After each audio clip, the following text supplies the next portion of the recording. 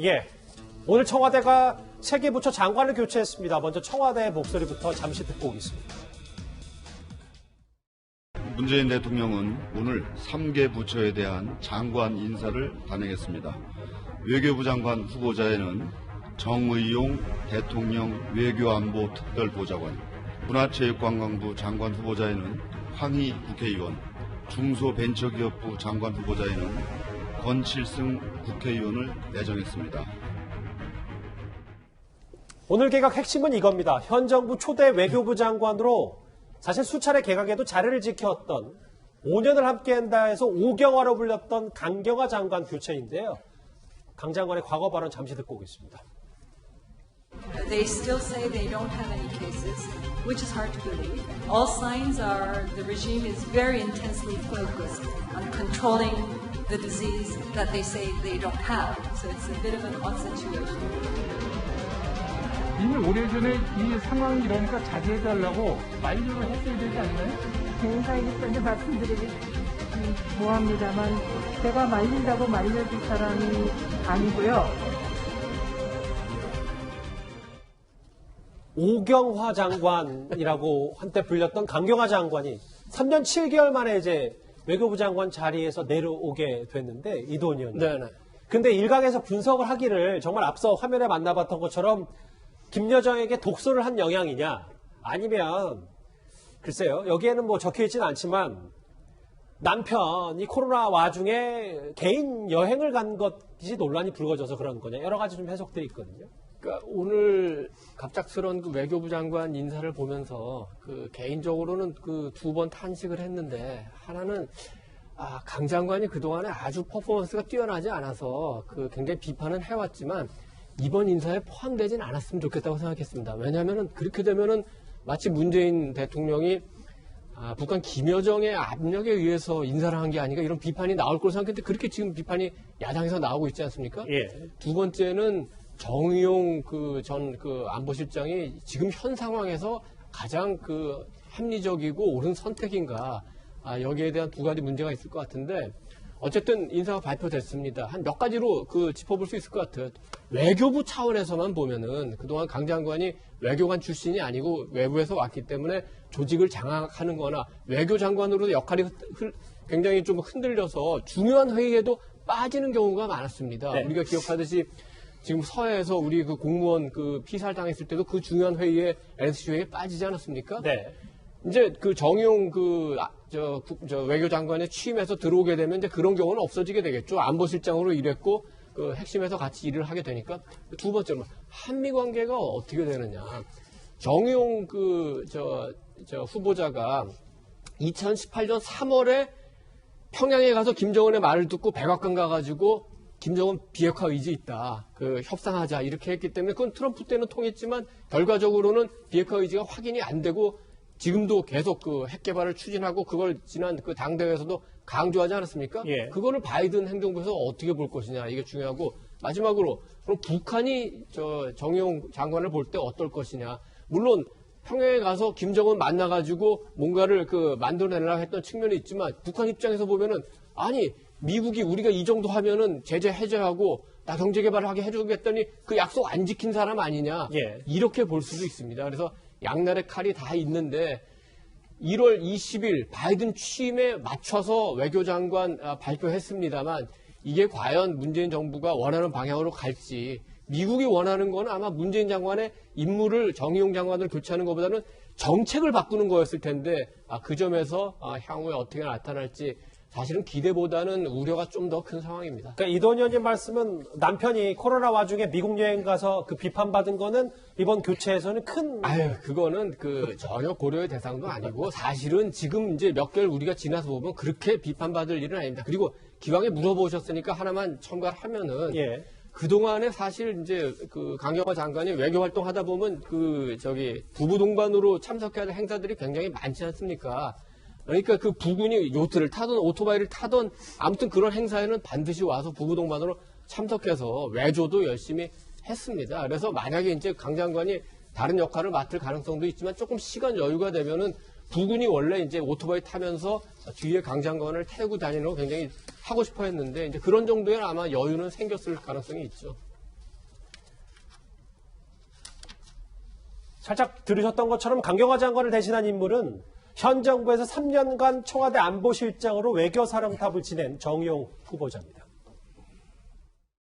정의용 외교부 장관 후보자는 평생을 외교 안보 분야에 헌신한 최고의 전문가입니다. 미국 바이든 행정부 출범을 맞아서 한미동맹을 강화하고 문재인 정부가 역점을 두는 한반도 평화 프로세스와 우리의 외교 지평과 위상을 한 단계 올려놓을 것으로 기대합니다. 뭐 제가 이력을 다 일일이 읽진 않아도 정의용 전 안보실장, 제 외교부 장관 후보자는 꽤 유명하기 때문에 그러면 실제로 현 정부의 외교 정책, 대북 정책 기조는 안 바뀐다 이렇게 봐야 되는 겁니다. 네, 변하지 않을 거라고 보는데 일단 뭐 보신 것처럼 46년생이세요. 70대 중반에 노련한 외교관 출신의 또 정치인 출신이기도 한 분이고 또 대통령을 지금 거래서 3년 2개월 동안 보좌를 한 제가 볼 때 이 정부의 외교안보 정책에 대한 총괄적인 내용들을 알고 있는 분이시죠. 근데 제가 볼 때 지금 좀 장관 교체를 한 이유는 문재인 대통령이 지금 상황을 상당히 좀 위기의 시간, 외교에 집중해야 될 상황이라고 판단하는 느낌들이 들어요. 왜냐하면 다 아시겠지만 클린턴 행정부 이후에 그 부시 행정부가 등장했을 때 anything but 부시, 클린턴 이런 얘기를 했던 것처럼 지금 바이든 행정부 같은 경우가 소위 그 트럼프 행정부에서 추진했던 내용들에 대한 전면적인 재검토를 하는 상황인 거고요. 예. 그런 측면에서 지금 상황에서 소위 앞으로 1월달부터 한 6개월 정도가 미국 차원에서 외교안보 라인에 대한 인사 문제, 그다음에 전체적인 전략 문제, 그것도 실행할 계획들을 짜는 과정들이 분명히 있습니다. 전 이 6개월 동안 우리 정부가 한미동맹 차원에서 또 한미 간 외교안보 라인 차원에서 아주 긴밀한 협의를 진행하지 않게 된다면 상당히 많은 잡음들이 발생할 수 있다는 판단들을 한 거고요. 그런 측면에서 예. 강경화 외교부 장관보다는 정의용 외교부 장관이 이 부분과 관련해서 충분히 좀 노련하게 협의할 수 있을 거라고 하는 생각들을 가지고 있는 거하고 또 상당히 많은 인맥들을 가지고 있는 측면들이 분명히 있기 때문에 저는 그런 측면에서 좀 이 6개월 동안 잘 이 상황들을 관리하고 이 관리하는 과정 속에서 비핵화와 남북 관계에 대한 나름대로 좀 어떤 성과들을 만들어내기를 바라는 마음인 것 같아요. 그리고 또 하나는 말씀하셨지만 저는 좀 예를 들면 김여정의 발언 때문에 예. 대통령 인사를 했다는 얘기는 제가 볼 때 우리 내부에서 이런 얘기가 나면 안 된다는 생각이 들어요. 이거 상당히 말이 안 되는 얘기인 거죠. 대한민국의 국무위원을 갖다가 김여정이 발언했다라고 인사를 한다라고 얘기하는 것 자체는 예. 말이 안 된다는 생각이 분명히 들기 때문에 생각을 해보시죠. 그러면 한미연합훈련 같은 경우 트럼프 대통령이 그거 갖다가 연기하다고 얘기했어요. 그때 우리가 예를 들면 트럼프 대통령 욕하는 거 아니지 않습니까? 저는 그런 측면에서 우리 외교 역량들을 우리 스스로 지켜야 된다는 생각을 가지고 있고요. 이런 인사의 고유한 대통령 인사 문제와 관련해서 정책적 토론들은 가능하지만 소위 외교과의 어떤 추정이라는 내용들로 기사화가 나오는 건 우리 스스로의 외교적인 역량들을 갉아먹는 거기 때문에 좀 그런 기사들은 좀 안 나왔으면 좋겠다라는 바람들을 좀 말씀드립니다. 방송을 통해서. 예. 그런데 일부 좀 걱정이 되는 부분은요. 남북 정상회담의 주역을 외교부 수장으로 다시 기용을 했는데 우리와 맞상대할 바이든 행정부는 모든 게 다 바뀌었다는 점입니다. We have to review, and we intend to review the entire approach and policy toward North Korea. 남북 군사 공동위원회를 통해서 논의를 하게끔 그렇게 합의가 되어 있습니다. 필요하면 북한과 이렇게 협의할 수 있다라는 말씀을 드립니다. 저 화면을 저희가 모아봤는데 이도원 의원님. 네.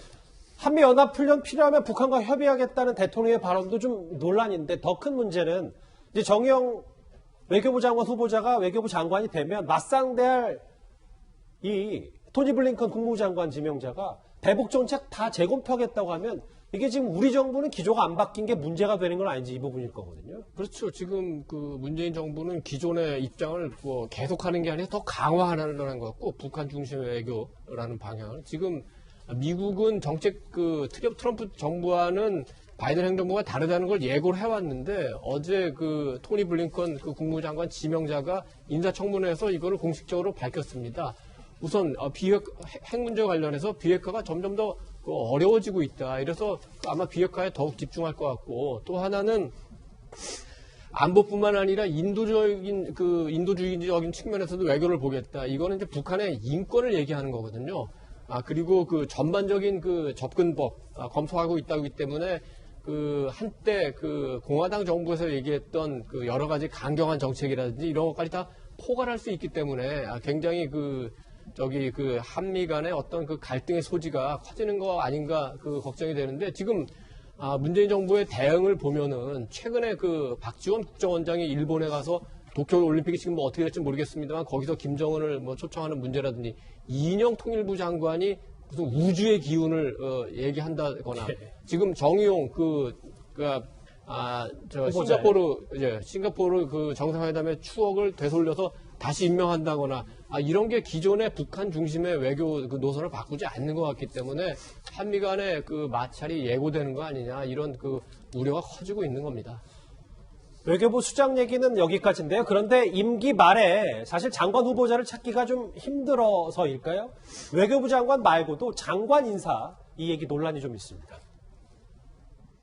언론에는 당직 사병의 실명과 얼굴이 이미 공개된 상황이라 별 의미 없이 SNS에 실명을 거론하게 되었고요. 단독범이라 지칭한 것은 정치인으로서 배후 세력에 대한 주장을 강조하다 보니 결과적으로 과한 표현이 되었습니다. 그래서 이 자리를 빌어 당직 사병에게 저의 과한 표현으로 마음의 상처가 된 부분에 대해 사과의 말씀을 전합니다. 화면에 황희 의원 문체부 장관 후보자가 됐는데 김태현 변호사님 저희가 짚어보고 싶은 얘기는 글쎄 친문 색채가 더 내각도 강해진 거 아니냐. 왜냐하면 부엉이 모임이라고 해서 자나깨나 대통령을 잘 지키겠다는 게 부엉이 모임인데 실제로 지금 8개 부처 수장 가운데 부엉이 모임 출신이 한 5명 중에 1명 꼴인데. 저는 기본적으로 정치인 출신 장관은 장점을 좀 그래도 많다고 이제 보는 측면인데 현 정부 들어와서 정치인 출신 장관이 너무 많다 보니까 이게 우리나라가 대통령제인지 의원 내각제인지 좀 헷갈릴 때도 있어요. 내각 구성만 보면. 더군다나 지금 황희 의원도 그렇고 좀 권칠수 후보자도 그렇고 황희 후보자도 그렇고 소위 말하는 여당 의원들 중에서 대통령에 가장 가깝다고 보여지는 친문 직계라고 불려지는 부엉이 모임 출신이라는 거 아니겠습니까? 근데 이 두 사람만 그런 게 아니라 박범계 법무부장 후보자 그렇죠. 이미 취임했던 전해철 행안부 장관도 그렇죠. 그러면 최근에 들어왔던 의원 출신 장관들, 신임 장관들 임명된 사람들 중에서 의원 출신이 굉장히 많고 그 의원 출신들 중에서도 이 4명이나 솔직히 말하면 부엉이 모임 출신이라고 보면 친문 색채가 좀 강해지는 거 아니냐. 물론 임기 말로 가면 갈수록 대통령 입장에서 보면 권력 누수가 생길 가능성이 높기 때문에 가장 본인이 가까운 사람들과 내각과 청와대를 짜서 끝까지 국정을 틀어주고 가겠다라는 그런 어떤 의도를 이해 못하는 건 아닙니다. 예. 다만 그래도 너무 친문 색채가 강해지는 것은 조금 자제해야 되는 것이 아닐까. 청와대 비서진이 아니라 내각인데 뭐 그런 생각은 좀 드네요. 남영희 부대변인 이 질문만 하나 하고 넘어갈게요. 왜냐하면 친문이든 반문이든 일만 잘하면 장관이 됐다라는 생각도 해볼 수 있는데 근데 황희 의원이 문체부 관련된 전문성이 알려진 게 없기 때문에 그럼 문체부 장관 후보자를 맡겨도 되는지 이 논란도 좀 있거든요. 우선해서 우리 당에는 친문 아닌 분이 없으시죠. 누가 돼도 다 친문이신 거고요. 예. 저는 이 황희 이번 지명자 보면서 황희 의원이 지난번 당직 사병에 대한 문제가 있었잖아요. 그때 모 언론사에서 당직 사병의 실명을 먼저 드러냈을 때 황희 의원이 실명까지 언급하면서 명예훼손이 될 만한 일이 생기니 그 불미스러운 일이 생길 수도 있었는데 그 당시에 어떻게 소통을 잘 하셔서 고소고발까지 이어지지 않고 사과도 하고 그쪽에서도 문제를 하회하는 전화하고 하회하고 문제를 해결하는 걸 보면서 그 당시에 제가 좀 놀랐습니다. 아, 이런 능력이 있으시구나. 이것이 소통 능력이다. 이런 생각을 했는데 오늘 보니까 전문성과 별개로 문체부 장관에 발탁된 부분이 소통 능력이다, 기획 능력이다 이런 말씀을 얘기를 하더라고요. 예. 근데 저는 이 부분이 정말 이분의 장점이고 제가 이미 느꼈던 부분들인데 모든 사람들이 다 그 점에서 공감을 하겠구나 하는 생각이 들었고요. 문체부에 산적해 있는 문제들 지난번에 해결하지 못했던 문제들 있지 않습니까? 예. 체육계에 만연한 폭행 부분이나 이런 부분들을 해결해줄 적임자가 아닐까 그런 생각이 듭니다. 알겠습니다. 오늘 세계부처 개각 얘기 외교부 장관 중심으로 저희가 이 내용 짚어봤습니다. 다음 주제 여의도 정치권으로 좀 더 들어가 보겠습니다.